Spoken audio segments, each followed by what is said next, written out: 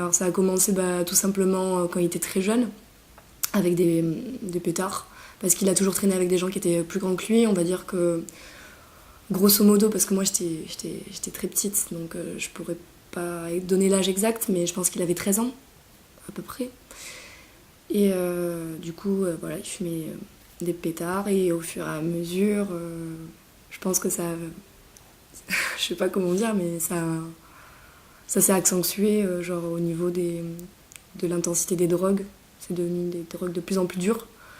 Et moi, je lui disais toujours que je voulais pas qu'il prenne de drogue quand j'étais en sa présence, parce que c'est pas quelque chose que je tolère vis-à-vis de lui, parce que c'est mon frère, et du coup, j'ai pas envie qu'il se ruine la vie, en fait, parce que c'est différent quand c'est une personne extérieure. Là, c'était...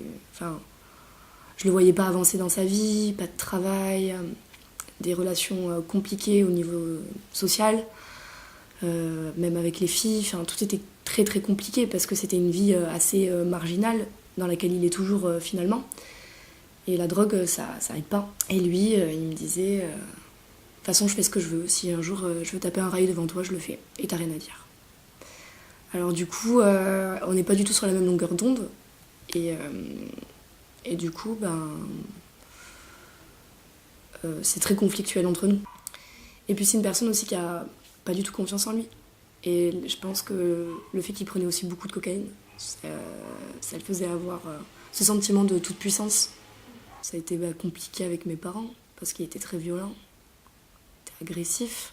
Des fois, quand il était plus jeune, ce qu'il faisait, c'est qu'il prenait des choses à la maison de valeur, comme les vinyles, quand ils sont revenus, quand ça a commencé à reprendre de la valeur au niveau tarifaire, et il les prenait, et il les revendait, et il s'achetait de la drogue avec.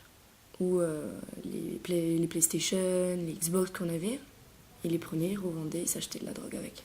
Il était violent. Et alors, j'ai jamais su si la violence, parce que je pense que c'est une personne déjà de base qui est instable. La drogue n'a pas aidé à amplifier son instabilité, j'en suis convaincue. Mais j'ai jamais su si c'était vraiment parce que il était en manque ou si c'est parce qu'il avait pris. Parce que je l'ai jamais vu prendre au final dans tout ça. Je l'ai vu fumer des pétards, des trucs comme ça, mais après... En tout cas, je m'en souviens pas de l'avoir vu prendre des trucs. Mes parents lui ont demandé de partir de la maison parce qu'il a été trop violent envers ma personne. Alors ma mère, elle m'a dit qu'il y avait eu une déchirure qui pourrait pas se refaire. Et mon père, il a été déçu, mais d'une force. Genre, et ça se voit encore aujourd'hui. Genre, les relations, elles sont carrément brisées entre eux. Ma mère, elle essaye que ça l'impacte pas plus que ça et de maintenir des bonnes relations parce que c'est important pour elle. Et puis c'est une maman, c'est un peu plus... Enfin, je pense que c'est différent. Ça a éclaté en mille morceaux, clairement. Et surtout, à partir du moment où il m'a touchée, là, c'était fini. Genre, mes parents, ils ont pas toléré parce que c'était d'une violence inouïe, en fait, vraiment. Du coup, ça a été une sorte de prise de conscience. Oh, j'ai fait du mal à ma sœur. Genre, peut-être que c'est à cause de ça. Alors j'arrête, c'est ce qu'il nous avait dit. Donc du coup, de lui-même, c'est venu. Genre, nous, on n'a pas eu à faire grand-chose. Mais c'est ce qu'il a dit. Parce qu'après, quelques ans après, il est parti en voyage. Et il nous a dit, genre, c'était 1 an après, qu'il avait failli faire une overdose là-bas. Donc j'imagine qu'au final, il a jamais arrêté. C'était pour pas qu'on s'inquiète, ou peut-être pour pas qu'on ait des choses à lui reprocher en disant ouais, c'est à cause de la drogue ou des trucs comme ça. Je sais pas. Surtout que moi, je pointais pas mal du doigt après, genre la drogue, et ça passait plus du tout. Enfin, je tolérais plus, en fait, parce que pour moi, c'était lié, et du coup, j'ai fait une sorte de d'overdose, genre de la drogue, fallait pas m'en parler, je voulais pas, quoi. Tellement, je pense qu'il est en dépression, et j'ai pas de contact avec lui depuis 5 mois, à peu près. Et je pense qu'il doit fumer, ouais. S'il a de la thune, parce qu'il vit très très mal. Très très mal. C'est une personne vraiment perdue, quoi. Apparemment, Un jour, quand j'étais petite, il a été tellement violent. J'étais vraiment petite, ça, je m'en souviens pas. Que genre, j'ai tellement eu peur que je me suis vomi dessus.